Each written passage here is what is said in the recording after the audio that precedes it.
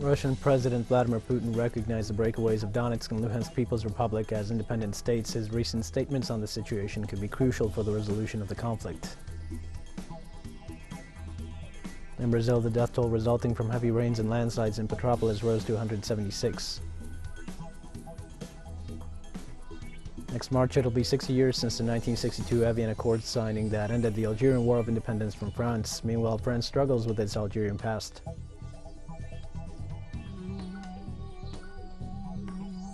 Hi, this is From the South. I'm your news anchor, Diego Martin, from the Telstar studios in Havana. We begin with the news. Russian President Vladimir Putin's recent statements on the situation in the Donbass region could be crucial to the development and resolution of the conflict. The head of state recognized the breakaways of Donetsk and Luhansk People's Republics as independent states.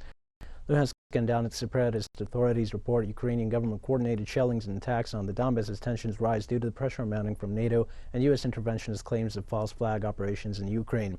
In this context, the Russian parliament voted by overwhelming majority in favor of a motion calling for Putin to acknowledge the independence of the People's Republics of Donetsk and Luhansk.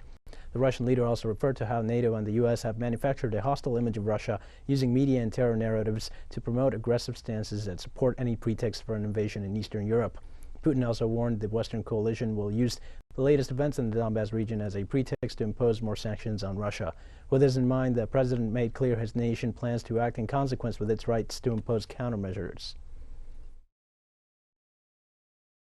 In this regard, I deem it necessary to make a decision that should have been made a long time ago, to immediately recognize the independence and sovereignty of Donetsk People's Republic and Lugansk People's Republic. And I would like to request the Federal Assembly to support, to back this decision and ratify the agreement of friendship and mutual help with both republics. We will draft this document and sign these documents in the near future. People celebrate in the Donetsk region with the news of Russian President Vladimir Putin's recognition of Luhansk and Donetsk's legitimate sovereignty as independent states. This transpires amid the heightened tensions and growing worries of a Ukrainian invasion backed by U.S. and NATO interests in the Slavic country's contested east. In Donetsk, people took to the streets and gathered waving flags and chantings.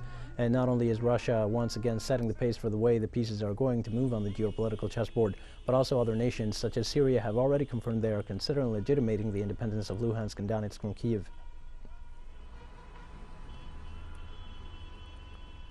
United States and its European allies rushed to react after Russian President Vladimir Putin's announcement of Moscow's recognition of the Donbass territories as independent states free of Kiev's jurisdiction.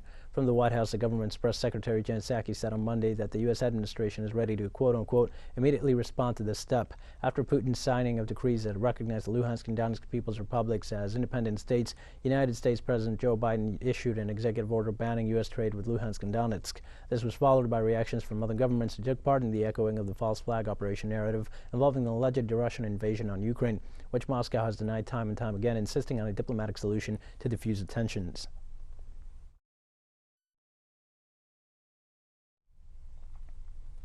Governments of the European Union promised to respond with sanctions to Russia's recognition of Donetsk and Luhansk People's Republic's independence.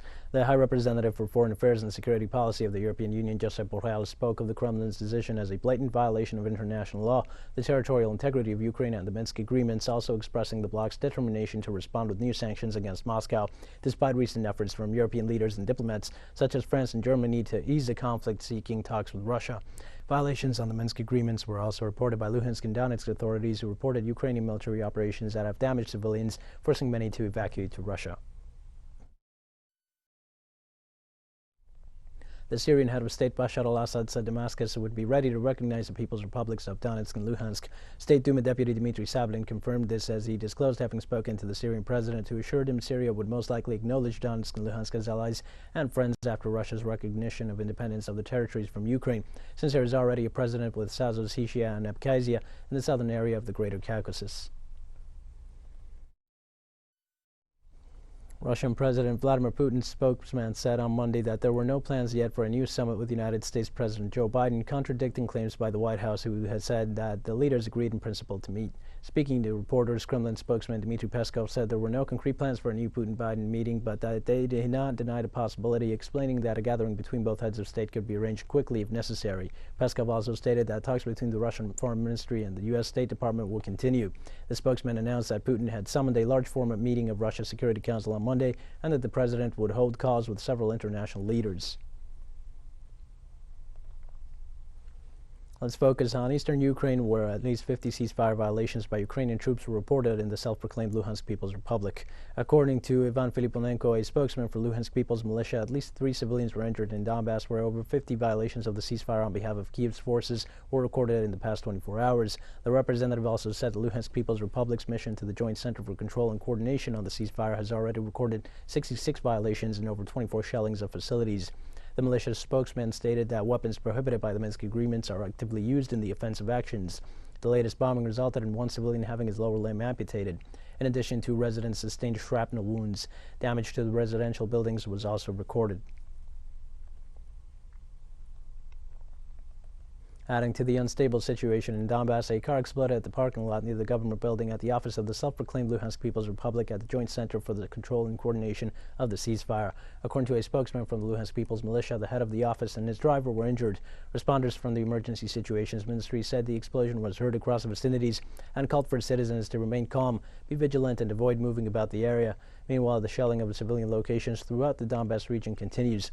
Schools in Donetsk were damaged as a result of the bombings, as well as buildings surrounding Stanitsi and Luhansk, all during early hours of Monday. 510 refugees arrived at around the same time in Saratov, Russia. We're going to take a short break now. Please join us again after this.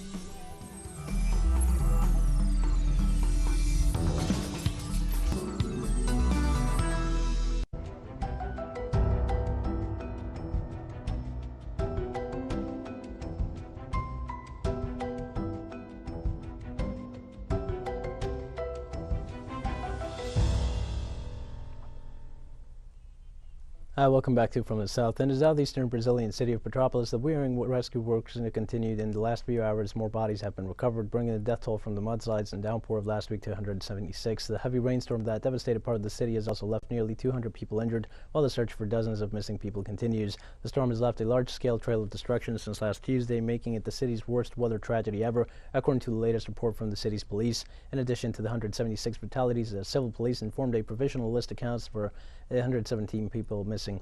It is precisely the search for survivors under the rubble that is keeping the rescue teams busy. In the last few hours, the civil defense issued a report confirming 775 incidents were a direct consequence of the landslides. The Japanese government suspended transport in the north of the country due to a heavy snowfall in the region. Air and rail transport on the island of Hokkaido has been almost completely cancelled due to a heavy snowfall. According to the press, 70% of train rides in the city of Sapporo were suspended and 140 flights at Chitose Airport were cancelled. The bad weather conditions caused power outages and traffic congestion. During the storm, at least a dozen people were injured in car accidents. Spain held an official day of mourning for the victims of the Spanish trawler that sank in stormy waters off Canada and left 9 people dead and 12 missing. Of the 24 people who were on board the Villa de Pitancho, 16 are said to be Spanish and the other 8 were identified as Peruvian and Ghanaian nationals. The ship went down off the eastern coast of Canada early on February 15th in what was Spain's worst fishing tragedy in nearly 40 years. A Canadian rescue mission was launched, deploying a rescue ship and helicopter as well as fishing boats in the region. Weather conditions, including rough seas and fierce winds, difficulted the search for survivors. The only 3 crew members found alive so far were huddled in lifeboats suffering from hypothermia. They were airlifted to safety by a Canadian Coast Guard helicopter. Spanish Foreign Minister José Manuel Álvarez had asked his Canadian counterpart Melanie Joly for the research to resume when the weather eased.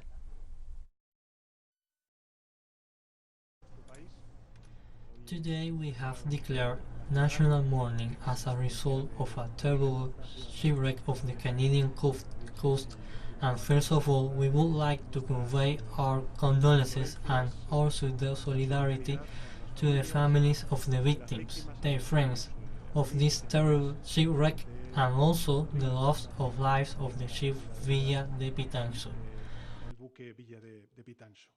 Today I plan to travel to Santiago de Compostela to accompany the families in the repatriation of the bodies of the deceased, of the fishermen, and also to receive the 3 survivors of this terrible shipwreck. In Guatemala, dozens of indigenous communities gathered in north of the Alta Verapaz to reorganize in the struggle against monocropping. Members of the Guatemala Indigenous Association Madre Tierra reiterated that they continue their organized resistance against the expansion of monoculture at the hands of transnational corporations. In a release, the indigenous organization expressed that under no circumstances should the national government and private companies consider large-scale monocropping as a sustainable source of renewable energy. The ancient peoples also denounced that the intense spread of palm oil crops has caused the expropriation of land from indigenous communities, the privatization of water sources, and the increase in the pollution of soils and ecosystems due to the high use in pesticides and agrochemicals.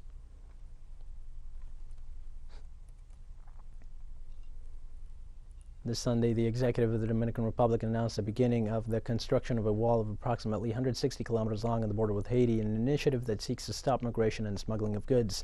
The fence will cover more than half of the 392-kilometer-long border shared by Haiti and the Dominican Republic and will be 3.9 meters tall. According to the presentation made by authorities at the inaugural ceremony, the structure will have 170 watchtowers and 71 access gates. Humanitarian organizations have warned that nearly 40% of the Haitian population requires humanitarian aid, and almost 500,000 citizens in that country live without access to running water, in a crisis severely aggravated after the assassination of President Jovenel Moïse in July 2020. Early last year, I announced to the nation our decision to initiate the process for the construction of a smart fence on our border with Haiti, driven by the need to ensure our national security, regulate the migratory flows, and protect all citizens by guaranteeing their rights and obligations. At that time, I met with the relevant state bodies and with serious experts to analyze the situation at the border and to work together to draw up a roadmap that would lead us to complete the process.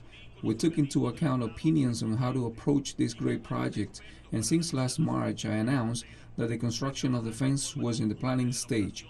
Today, I'm meeting with you again to begin the definitive construction work that we had announced after months and the respective tender process. As you are well aware, the serious institutional and security crisis that our neighboring country is going through has led the people to a worrying situation of political and social instability, as well as huge economic and food crisis, and we have expressed several times and in different places that it must be overcome by Haitians themselves and attended to by the entire international community. Human rights defenders in Haiti demanded on Sunday respect for the rights of textile workers who have asked for a wage increase and have repeatedly denounced police repression in recent demonstrations in the capital Port-au-Prince. In a press release, defenders recalled that the situation in the country has been worsening as the price of the basic food basket increases. For this, textile workers have been demanding a salary increase of 1,500 gourds, equivalent to about $14.7, but demonstrations have been strongly repressed, leaving at least 13 injured. The statement rejects aggressions against peaceful protests and indicates that demands for improvements in labor are a constitutional guarantee. The coordinator of the National Center for Haitian Workers, Dominique Saint-Leroy, confirmed that he will meet with the government in order to reach a stable agreement.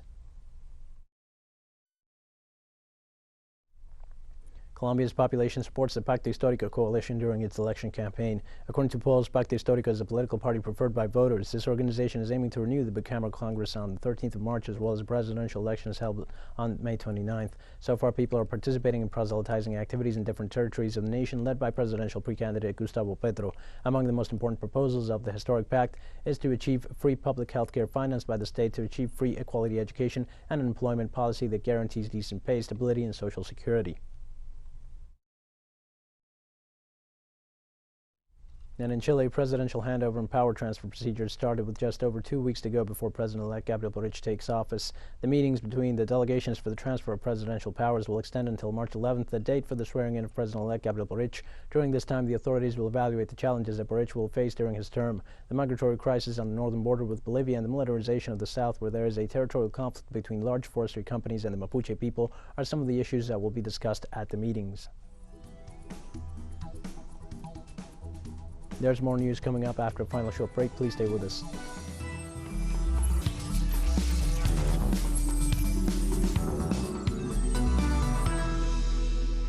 Hi, welcome back. France struggles with its Algerian past. Next March, it'll be 60 years since the 1962 Evian Accord signing that ended the Algerian War of Independence from France. During this election campaign in 2017, Emmanuel Macron, the first French president born after the war, infuriated the right wing by calling the colonization of Algeria a crime against humanity. He also said that it was time France looked at its past in the face. Former French President Nicolas Sarkozy had admitted the colonial system was profoundly unjust before him. Still, Macron has rejected calls for France to apologize or repent for its time in Algeria.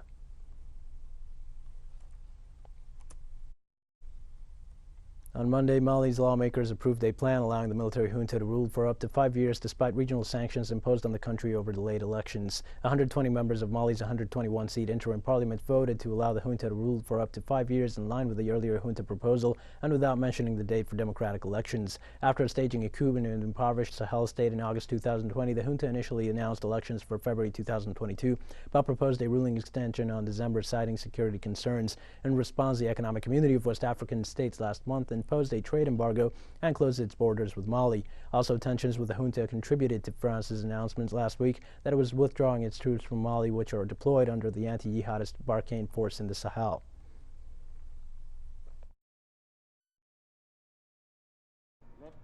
The agenda of this extraordinary meeting focused exclusively on the examination of the draft law on the revision of the transition charter that we have just adopted almost unanimously by the members of the National Transition Council. It is a feeling of joy and pride when the occupying forces leave your territory. You can only rejoice and congratulate the patriotic courage of the authorities, especially the patriotic president's deliberated Assimi Goïta. When the Barkhane forces withdraw, it is the beginning of the end of the war in Mali, and when the occupying forces leave Mali, it is the beginning of the end of the war. In Palestine, Israeli military arbitrarily arrested 40 citizens in the West Bank region. Media reported that on Monday, Zionist troops stormed several West Bank towns, including Al-Arkal, Yamoun, Deir Abu Mishal, Silwar, Nara, and Al Isaiah in the Israeli-occupied territories in East Jerusalem, where they also attacked Al-Arub and Alpha war camps. 10 Palestinian citizens have already been arrested by the Israeli forces on the eve of the attack using the same tactics.